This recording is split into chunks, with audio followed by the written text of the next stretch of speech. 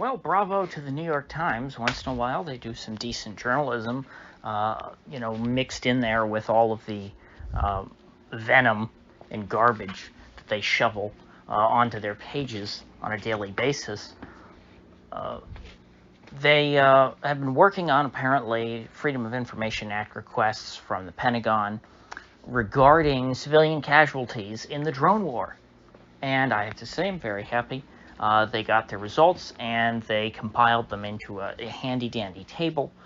And I would not say that their list is exhaustive. I would be surprised if it was. But they've got a lot of solid information and started to build a database of civilian drone deaths. And so every one of these numbers you see on this table are innocent lives that were snuffed out by the United States by only one means, by drones. This isn't counting innocent people who are killed in other ways.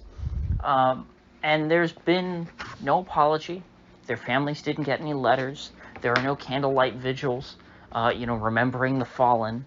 None of that. Even amongst people who are very critical of the establishment in this country, when they talk about the casualties of the terror wars, they only talk about the deaths of American soldiers. They never give a damn about these ordinary people who had the misfortune of being born on a part of the planet where the DC establishment decided they were going to go scorched earth and just massacre people, seemingly for no reason at times. It was random. It's the kind of terror that's instigated or instituted by these drones. You never know whose house is going to get blown up. You never know if it's going to be yours. You never know what the reason is, because very often they aren't even hitting the people that they're trying to hit, and that's assuming that they have a good reason for blowing up the folks who they're going after, which oftentimes they don't. It's not like these people are given trials. It's not like there's any sort of legal system. It's just, hey, we suspect that this guy might be our enemy. However you define that. He could be somebody who's fighting Al-Qaeda, and if the U.S. is, in that part of the country allied with Al-Qaeda, well, then this guy fighting Al-Qaeda is the enemy. And so, and they don't even have to catch him right-handed. They just have to suspect that maybe he's not in favor of Al-Qaeda, and the U.S. will go and blow up his family home, killing the women and the children and the elderly, maybe 20 people living in a single compound. Extended families pretty common in the rest of the world outside of the post 1950s West. And so let's say they try and get one guy who's fighting against Al-Qaeda, and they kill 19 innocent people who just happened to be related to him or lived near him. Oh, and by the way, they didn't even hit that guy's house. They hit the guy across the street who has nothing to do with anything and killed his entire family. And there are idiots in this country, in this part of the world, who still don't understand why so many people in that part of the world hate America. They think they were born just hating America. No, it's a learned behavior. They were taught to hate America by Americans, by the U.S. military, by our great emissaries of freedom and democracy. If my entire family was, wiped out during a drone strike, or even if it wasn't my entire family, let's say, they hit a cafe, and it's all a bunch of unrelated people in there, and let's just say my uncle gets killed. I could understand somebody going, you know what? These people who just bombed a cafe and killed my uncle, who I know, did nothing wrong. He was a carpenter or something, or a contractor. And so that tells you something. If you're, a normal citizen over there, you go, you know what? These Americans, they don't really live up to their word, do they? They don't really seem like the good guys. And you know what?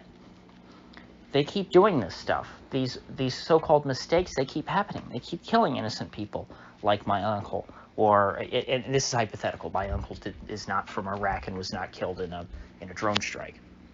But all of a sudden, it doesn't seem so crazy that people over there, want to join militias and launch attacks against American soldiers. You might even say that, hey, they feel like they're fighting off invaders. And so, obviously, though I don't condone that behavior, I'm not saying people should go join anti-American militias. I'm saying that this narrative that these people are just crazy, or Muhammad made them do it. I mean, are there people who still believe it? I mean, I guess there are, who think, oh, well, Islam is just so inherently evil that, we go over there, we try and teach these people about freedom and democracy, and they go, oh my gosh, Thomas Jefferson, I hate that guy. I'm going to go murder some Americans. It's amazing. Where are the wokesters? I mean, I understand they're very concerned about tranny restrooms and pronouns, but don't you think this might be a little bit higher on the priority list? Hey, the evil white supremacist patriarchy murders, and still to this day, innocent brown people in poor countries. Huh? Doesn't that seem like something a wokester would care about? The answer is no. They're a bunch of frauds. They don't even buy into their own bullshit. They're just after power here domestically, and advocating on behalf of people who have who are not sympathetic in the West, people who don't live here. It doesn't further their goals of trying to yank power away from the cultural establishment. It's not nearly subversive enough to advocate on behalf of innocence. These people have no representation in our country, though they need it more than most of us. They need someone who advocates on their behalf.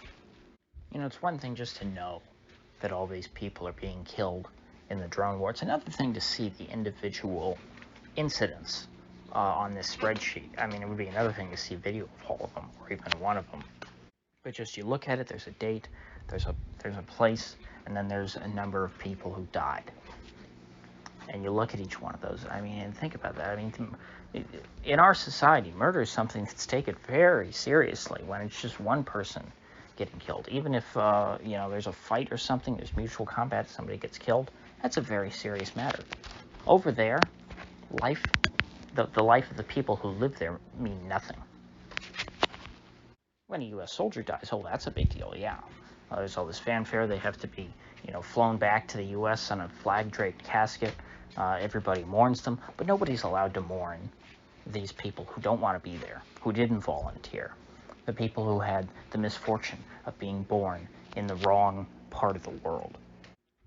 Their families, their loved ones don't even get an oops. They just say, oh, well, there were terrorists in that house, and they leave it at that. Well, call me a subversive, but I tend to think that the real terrorists are the people raining down fiery death from the skies, seemingly at random. That, to me, if that's not terrorizing, I don't know what is. So, with that said, I will link to the archive of this New York Times piece. I encourage you all to go look at it. So, with that said, I will see you back here tomorrow.